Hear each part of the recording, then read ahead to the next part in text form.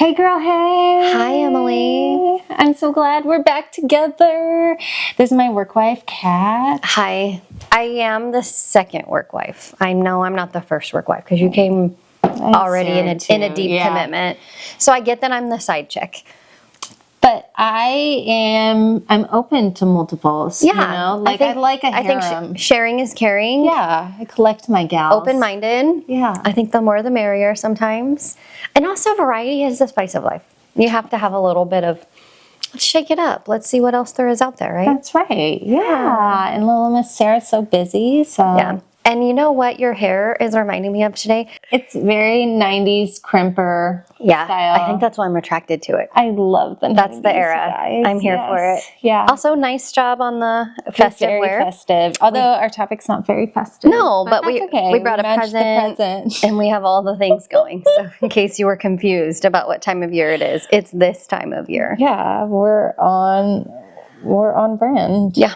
Consistent, if anything, right? Yeah. So what are we talking about today? We're talking about myths that people have about Seattle. So if you're thinking about moving here or you've ever considered moving into the Pacific Northwest, there are a few things that people kind of deem as very, very Seattle. Yeah. Like not in a great way, you know? Yeah. So we're here like stereotypical. debunk a couple of them and maybe kind of align with some others. Yeah, and I think there's going to be some things we just can't get away from. Because it's a myth for a reason, or it's on the topic for a reason, exactly. Right? There is some evidence of all of this going on in Seattle, but how pertinent or impactful it is depends on your personality. Yeah, I think so too. So do you want to start with the first one? Well, I think the first one's about rain. Yeah. Should we talk about it? Let's get it out of the way right away. Does it rain every day in Seattle? No, it doesn't rain every day, but most days. It rains a lot in Seattle, but if you were to average out the amount of rainfall we get as a country, we don't get the most. Not the most. We don't get the most rainfall per year. We are guilty of having a lot of gray days, like cloud cover. A lot of darkness. I think that's the guilty. Just because we're located so high up on the equator that the winter days are shorter than most. I think that for me, coming from Colorado, which had 300 sunny days a year, more than Southern California, but we did get the cold. And then I came over here and I was thinking, gosh, the rain is going to drive me crazy. It doesn't actually drive me crazy. It turns out that when you stand in the rain, there are positive neurons that are refracting in the atmosphere. So you actually get really great thoughts in the rain. You do, and you get some creativity coming out of it. And there's also something very grounding about being in the rain or listening to the rain sound. So those are both positive things in my book. I like having a window open and hearing the rain and being able to smell it. I love the sound of the rain. But we are coming off the end of a atmospheric river. Yeah. And currently parts of our city are still underwater. And it is devastating to see the impacts that it had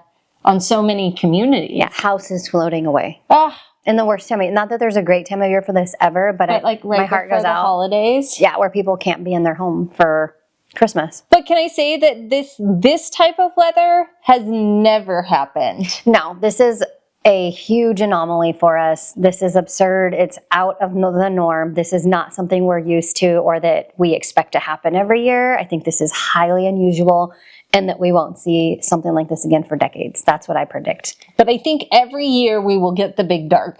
We will get the big dark. Which is basically from, I don't know, what daylight savings, right? Yeah, basically. November to April. I mean, it feels double that because when the days are short like that, it feels like, oh my God, this is going to go on forever until we get longer sunny days again. It does feel that way. And it is, I would say most people are probably pretty vitamin D deficient. Yeah. Because you just don't get a ton of sunlight for half the year. But that really does make the summer months so much more magical, I think. Oh yeah. And ironically, we see where some markets see an uptick in performance, we kind of see a slow in the peak summer months because everybody is recreating. Yes. You're camping, you're hiking, you're outside, you're going on adventures, you are doing all of the things to soak it up. We recreate hard here. So there's kind of the a balancing act, I would say. So yes, it rains, not every day. We're more guilty of having like that gray cover, hence twilight made sense. Love Twilight. Twilight made sense for where we live because we are actually like vampires. We have vampire weather here. We have vampires here. We have vampires here. Yeah. So also on that note, no one is using an umbrella. Nobody uses an umbrella. If you are bringing an umbrella, you are probably not from Seattle. Yeah, not even in an atmospheric river. You're gonna stand out.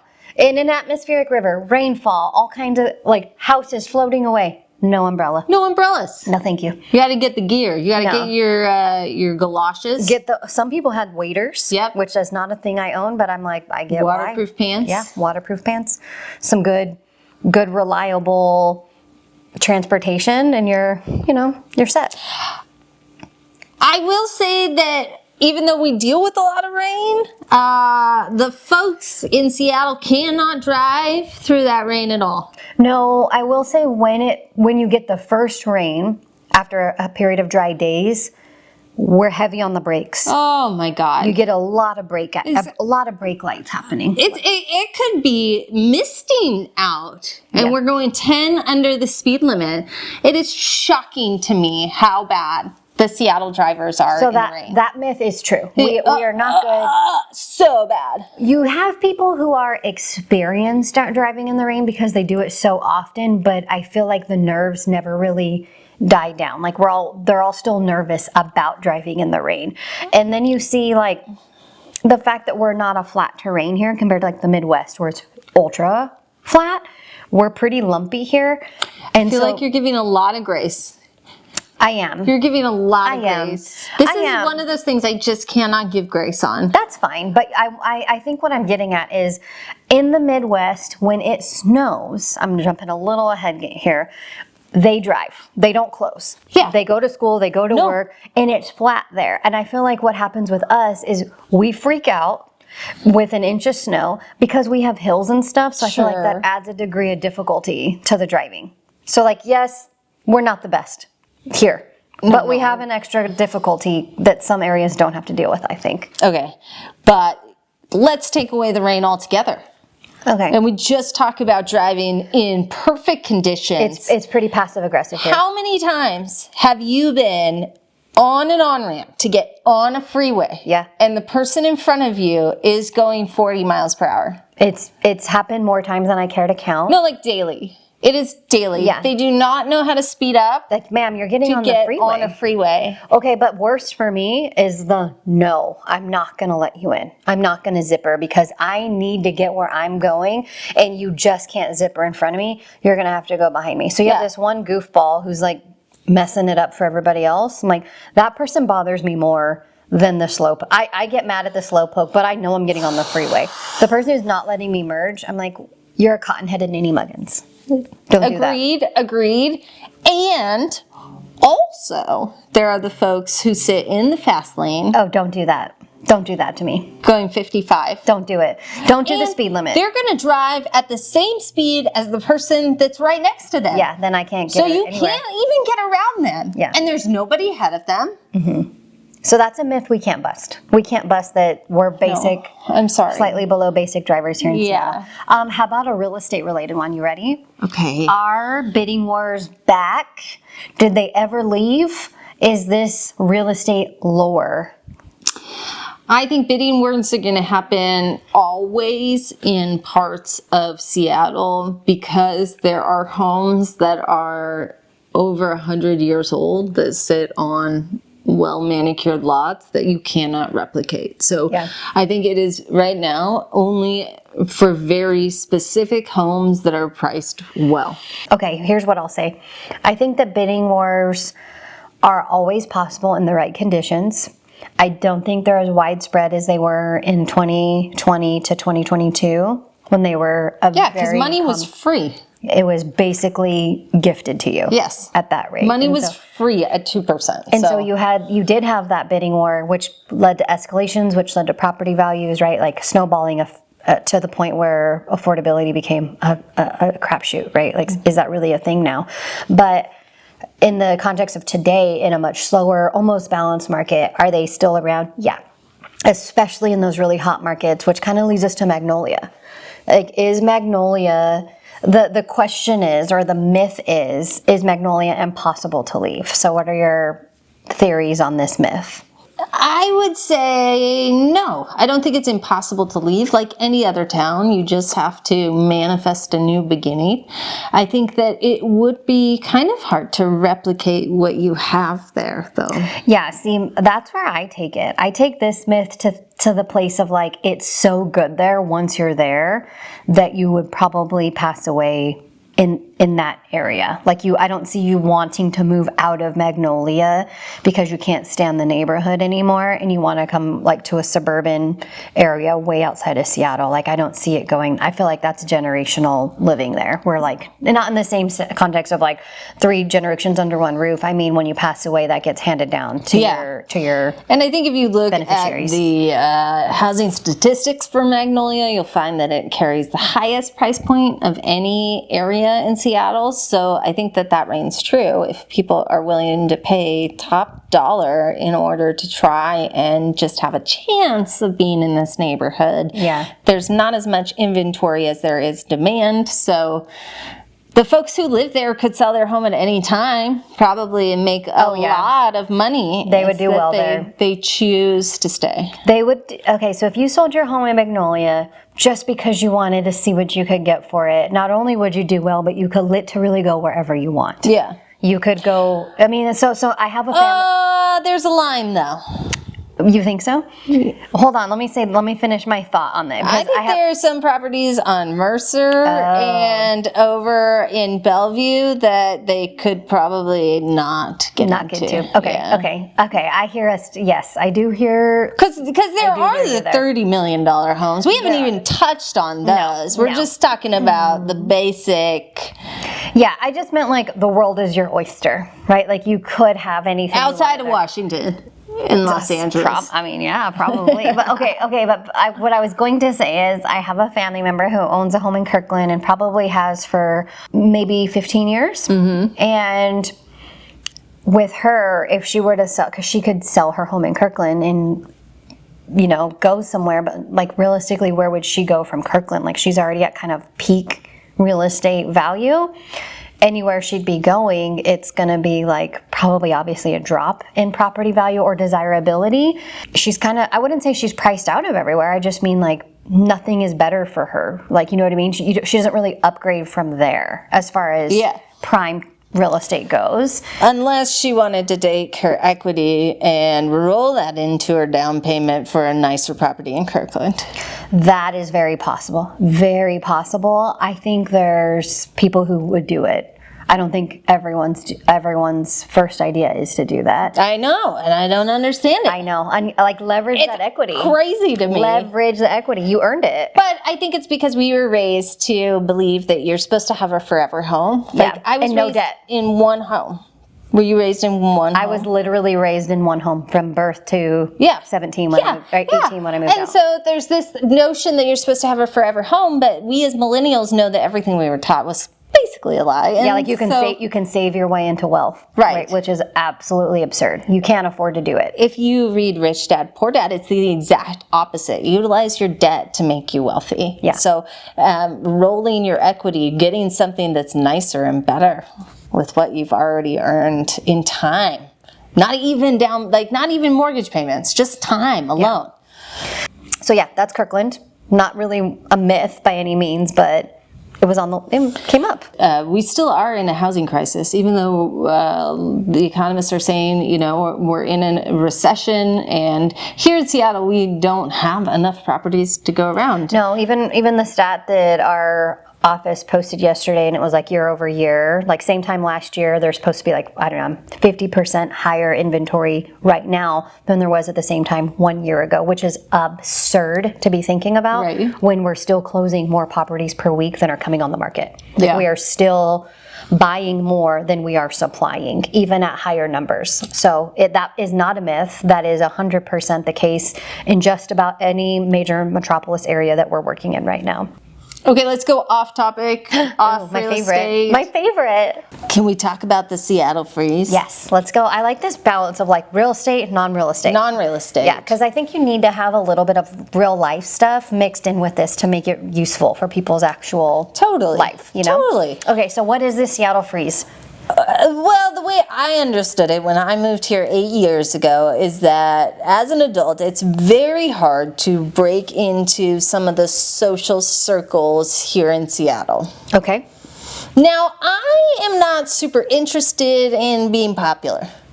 So, like, social circles for me... Okay, wait, so if we're watching Wicked, you're not... Oh, no. You're not that one, you're the other one. I definitely am the other one. Okay, well that's probably why we're friends. I like to hide out in the circle. I really do. I like spending time alone, and I have a couple close friends, but I need my own time to feel okay. People in Seattle are not very welcoming. I was waiting to just let you have your experience with it, because My experience was that people in Seattle kind of keep to themselves. Yeah. There isn't a whole lot of outreach when it comes to, hey, I want you to be in this group, or I want to include you, but it's also not college, right? Yeah. I know that I am an adult woman who has children and a job, and so I have a limited capacity to chill. Yeah. So I'm not really looking for full-time women's groups Right. to get involved in. But I will say, being a parent, I do see that there are these niche groups of people that have been living in the same area for a long time, and they know all the same people. Yeah.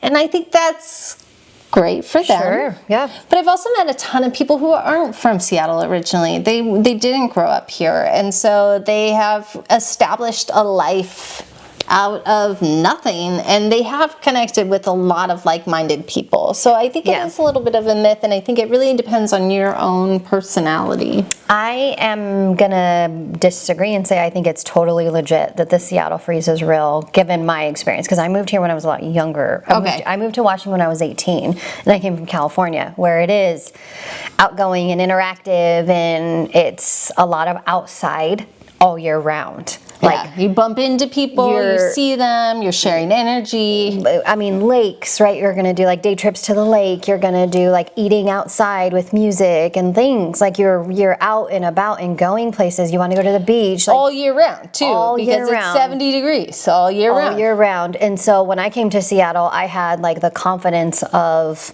like, you know, untouchable levels, and it was quickly leveled out to like, oh, it turns out not everyone does want to be my friend. So that was pretty shocking to figure out. And yes, you're right, it's not college, so it's not like everyone has the same priorities as me. So when you're talking about your experience, I'm like, okay, that's the difference of being in a different chapter in your life, because I agree, I'm in the exact same place today. I'm not shopping for new friends. I am not like really looking to exponentially grow my social circle. I am very heavily satiated by a few meaningful relationships, and not 50 like fair weathered, like, do you want to go out clubbing? Do you want to go to the bar? Do you want to go to the casino? Actually, no, I don't. That sounds awful. Thank you so much. Yeah. But no, thank you. Miss me. You can skip me with all of that. But I will say the best, most meaningful connections I have made are all with people who are not from Seattle.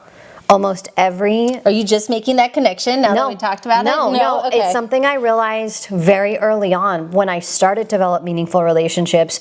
The most natural connections I was making are all with people who are not from this immediate area. That's so funny. There are people who moved here when I did, or shortly after, before. There are people, maybe you came from Eastern Washington and relocated here. Maybe you went to college elsewhere and came here. Like maybe you grew up, but you went somewhere else and then you came back. So those are the people I tend to gravitate towards without having direct knowledge of it.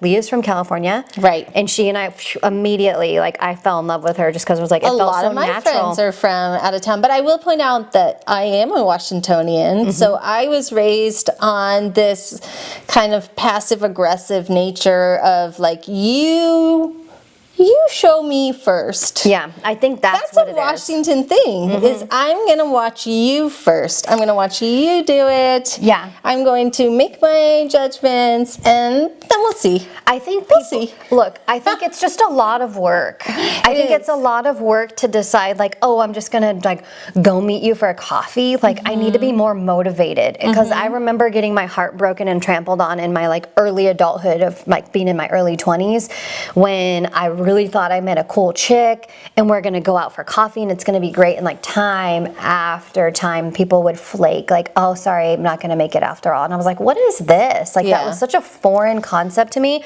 that people just didn't show up. And I'm realizing, like, oh, things are just hard for people. Like, getting shoes on and driving somewhere, maybe in traffic, is like kind of a lot of work. And then using like your social battery to exert energy on someone you're not even sure about yet is like not really an investment everyone's ready to make. So maybe it's a combination of the two. Like, I believe I experienced a genuine Seattle freeze, but I think it's not like personal to me. I think it's like the way of the Washingtonian people, which is like a little reserved, a little bit of like, I need evidence first before I'm willing to come out of my norm and, you know, exert extra energy to participate in this activity with you. Like, we're just kind of a sideline first. Let me be on the sidelines first. I'm like, no, let's jump in the game. Let's play. Like, if I am anywhere, literally anywhere, and I hear the Cupid Shuffle, I'm gonna dance. I'm gonna go out. I don't care if I'm at your wedding. I don't care if I'm at a bar mitzvah. I've never even been to a bar mitzvah, but I'm pretty sure if they play the Cupid Shuffle, I'm going. You hear that? She needs an invite, guys. I'll go. I'm fun. Yeah. I'm fun. And I don't her to your bat mitzvah. And I don't drink. So like, I had to figure out how to be okay in my own skin and not drinking and be fun at the same time. And it's like, so learning the Seattle freeze at that same time when I was like doing away with all substances was like an interesting development for a young adult. But here I am, I made it. We survived. We're on the other side, and we're still here. Yeah, lots of good stuff came from it. So even if it is a thing, there are things you can do to mitigate it, I think, and also having a really sure sense of self helps a ton. And show up to do stuff that you like to do. You're going to find like-minded people, you know? You're going to need to put some reps in. It won't be like, I'm going to put my hand out and then people are just going to give me the social connections I want. They don't do that. Yeah. You have to be in places repetitiously, I think, before you're like, okay, these are my people now. Like-minded people, like you're saying. Okay, another myth. Do you want to talk about more real estate stuff now? Sure. Bellevue. What are we saying about Is Bellevue really that different? Yes, it's so different. I was there yesterday and I felt like I was in a totally different city. It's a different... So the answer is yes. This is true. Because so much of Bellevue is brand new. Let's talk about that. Like, Bellevue is another city almost as large as Seattle itself. It's so large and it has a ton of new development. So it doesn't have any of the charm that Seattle has. No ghosts, no nightmares, you know? Yeah. Bellevue has been called a commuter town because people are coming to Bellevue to work and then will go somewhere else. People do live in Bellevue. I don't know them. I don't know the people that live in Bellevue. Yeah, I don't know people that live in Bellevue specifically. There's a ton of apartments and condos, very similar to what you would find in like New York City or in downtown Seattle. You're not going to find single family residences in that part of town. Of course, there are neighborhoods that you can get to. All of them are very exclusive. They're very, very expensive. Yeah. That's where you're going to see the most. The east side is where we get the most bidding wars. Yeah, there is high demand. You have a market that is aggressive there. You're going to have high price points there, and your inventory is going to move there. She's right when she says there will be bidding wars. It's true. If people price even just 10% below what's true market value, you're gonna see a response because Bellevue is a place people will watch. Right. People will want to shop in Bellevue because of their commute. I think that's a high motivation factor for why people would want to live in Bellevue or in the very near outskirts of Bellevue is because of work. And I think it's shiny and new, right? It is pretty. I mean, you can't deny that. It's shiny. You've got a hospital there that's going to that's a big basis for jobs. You've also got tech. You've also got a lot of other industries well represented there. You've got a great shopping factor. It's not for everyone.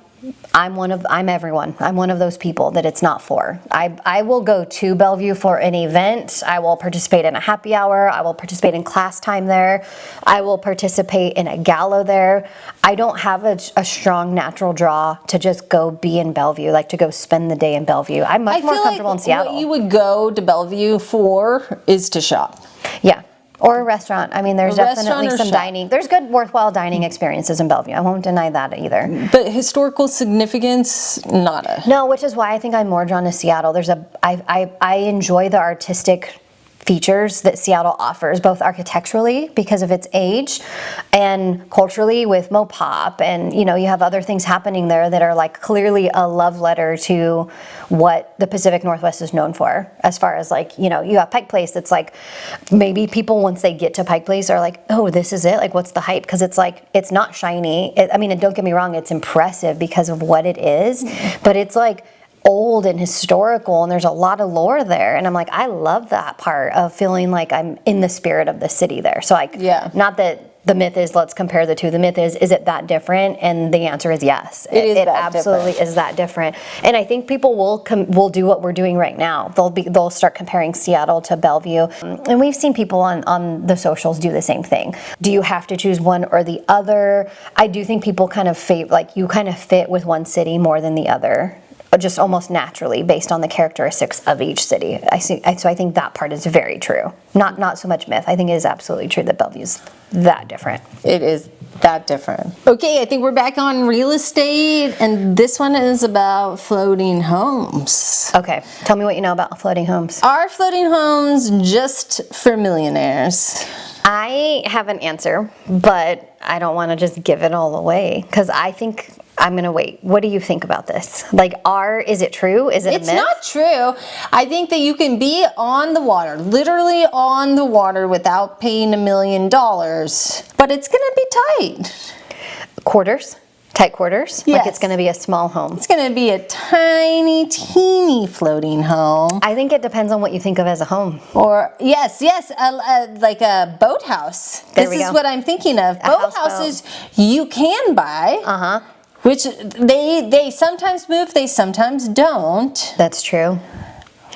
But you also have to pay a slip fee. Yeah, you do. Because even though they're floating homes, you're not cruising the Puget Sound in this. You're basically on a barge, right? You need to rent a space for this. A slip. Exactly, to go. So just like an HOA, you're going to have to pay a slip fee and abide by those rules. Now, I will say when you're looking at inventory according to a price band, you can find houseboats for under $250K or in that neighborhood, which is absurd.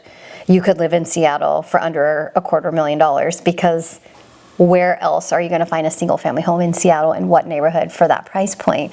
So technically, no, not for the millionaires. But again, it goes back to what you're thinking of as a home, because I think there are yachts that are totally millionaire homes that are floating homes and that do live on the water and that people could consider living. I don't know that I would consider that a home. Let's talk about like floating homes themselves though, because those tend to be $1 million and they tend to be really freaking cool. Have to be really efficient with how they're utilizing energy and conserving energy, right? So like I think that's part of where the expense comes in too. It's because you can't build a house just like this and then put it on water. There's a lot more thought that goes into that engineering. And think about the bottom of the home itself. It's sitting on what are considered like large... Like pylon? Buoys.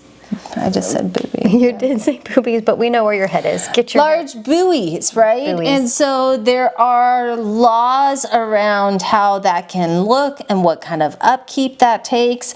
My husband had a client who lived in downtown Seattle, but he had a floating home that we got to go check out. And all of the homes in the neighborhood, they're 3 stories high. They have these roof decks, and they're almost all custom builds. Yeah. He showed us how one of the showers like actually went up 2 stories, and there was like a climbing wall on it because the person who had it before was into these Venetian rocks and had it all shipped out there. So they are If it's not a houseboat, Yeah, 'cause and there's it a is difference. a floating home, A true to the blue. it's going to be over $1 million, no doubt. And I don't know if that we have yachts in Seattle that are over $1 million. Yeah, we do. We do. No doubt. You do. You know yeah. it. You're like, oh yeah. No doubt. Yeah. There Okay. are many $1 million yachts. So excluding the yachts and just looking at the difference between a floating home and a houseboat, like kind of. You can if you're going to be on a true to the blue floating home, yes, you're going to be over $1 million. Yes. If you're on a houseboat, you can sneak in there technically, but we have to acknowledge those are not the same world. And floating homes have other restrictions too that Like I what? don't think many people talk about. Lots of folks have thought about buying one and then renting it out as an Airbnb. You are not allowed to. In Seattle proper, because there are so few of them, they will not allow Airbnb rentals. Incredible. So they are more restrictive. There are only a specified number. They are never going to build more. So that is all that there are, and they are almost all custom builds. Okay. Thank you for educating us on that. So myth has been busted. It's real. It's real. It's not busted. It's real unless you look at a houseboat. Yeah. Which are, it's there. But They're there. I think it's a very niche market. Yeah, it's a little tricky, but Yeah. And I think you're going to be paying for upkeep there. no doubt. People say that a boat is what you get when you have money you just want to throw away, right? Like upkeep on a boat. $1,000 check. That plus It's your a house. home, And because so you're using it every there day. we go. So I think it's like, be ready. Just be ready that there's going to be a lot of upkeep with that. I'm ready for another one. It's Yes. a little on the fun side. Is it myth or fact that you have to own a dog to live in Ballard, or 3? Do you have to have a dog to live in Ballard? I feel like it's a trick question, because of course there are going to be a couple people that don't, but most folks do. I feel like you're going to be judged a little bit if you don't own a dog and you live in Ballard. There's a lot of cat people in Seattle, though. I feel like we have to whisper to say that. Like Right, they're not there- as cool as the dog people. But Let's there just are put a it out lot there. of cats in Seattle, because those, think about it, if we go back You're to the indoors rain, a lot. they're You're indoors a lot. and cats want to be inside. Like the kind of cats in Seattle you're talking about are the indoor kind. Yeah, You're not talking lots like of cats. You're not No, talking they about like don't the go kind, out ever. See, we're not a city that are known for their alley cats. Yeah, I feel no. like New York, for example. But we have they coyotes. We do. We have coyotes that roam the streets. I have a 3-legged coyote that like everybody in the neighborhood knows. How do you lose that leg? No idea. Complete lore, Yeah. complete mystery. Who knows? We Love call him Blue. Oh boy, I love Coyote Blue. Yeah. I read a book called Coyote Blue. by the Oh, way. I didn't know that. It's like we just call him Blue. It's like a Native American Okay. folktale kind of thing. Well, Yeah. so it all lines up.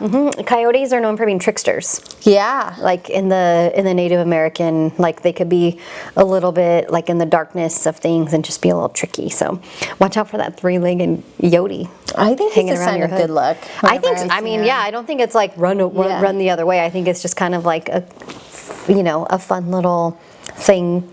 But if you have a small pet and you let them go outside, probably gonna get eaten. By the Yodi. Yeah, oh yeah, he'll come after. He's Yeah. like, I am who I am. Probably gonna get eaten. So we don't have a lot of cats. Yeah, and Pickles is ginormous. Yeah. I'm not but afraid of him. we still get coyotes in our backyard. Yeah? Yeah. Does he lose his mind? Yeah. Okay, so do you have to have a dog to live in Ballard? No, but you're a lot cooler if you do. I guess I should say no, but you're less cool if you don't. I'm going to say it that way. You don't have to have a dog, but I think you are a lot more in the mainstream of who's filling that area if you have a dog. You will have a much easier time with Seattle Freeze if you get a dog. I do think it helps open doors. Yeah, people are much Doggy more, doors. Yeah, they're much more interested to talk to your dog, and that's how you meet Yeah, them. no, it is Get a true. pet. It is true because when I didn't make friends in Seattle as quick as I thought I would, I was like, I'm ready for a dog. And Yeah. I did. I had him for 15, 16 years before he left us. And that was a huge part of my being outgoing. I had to take him I was in college and I couldn't get any of my schoolwork done unless I ran him at a park for 2 to 3 hours. He needed heavy, heavy exercise. So that was a great way to get out and talk to people without having a lot of expectations around them of do you want to be my best friend? Right. Because they don't. They just want to walk their dog and be around other people who walk their dogs too. That's it. Yeah, less pressure. I can't commit. I can't commit. Last one? Yes. Okay, is renting in Seattle just throwing money away? Is it a myth or is it true?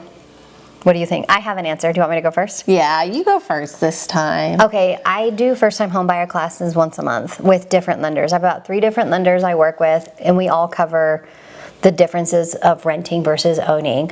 Okay. And one of my lenders is really blunt about this, and she will say black and white that right now it is cheaper to rent than to own real estate in the area we live in because of what you're paying for when you rent, which is temporary, right? You're not paying for a lot of the things that go with the permanence of owning a home, like the upkeep Sure. and that kind of thing. The property taxes is usually not something a renter is paying. They're paying Sure. just their rent and their utilities. You as a homeowner are usually covering your insurance and your taxes and that kind of thing. So technically, I think it is more expensive to own right now, but I also think it matters quite a bit where you're renting. I think if you own your property outright and you're renting it out to somebody, like they are definitely paying more than you would be paying as a homeowner if you were just looking at a mortgage, right? So I think that it depends on where you're renting and like, are we talking 1 bedroom, 2 bedroom? What's the situation there? I do think it's really, really close on the numbers. I don't think it's like hand over fist cheaper to rent. I think it's like, it's so close that it doesn't make sense to me to keep renting because it's still so expensive to rent. It just makes more sense to me to own because those 2 numbers I think are right on top of each other. What do you think? It's always more expensive to rent.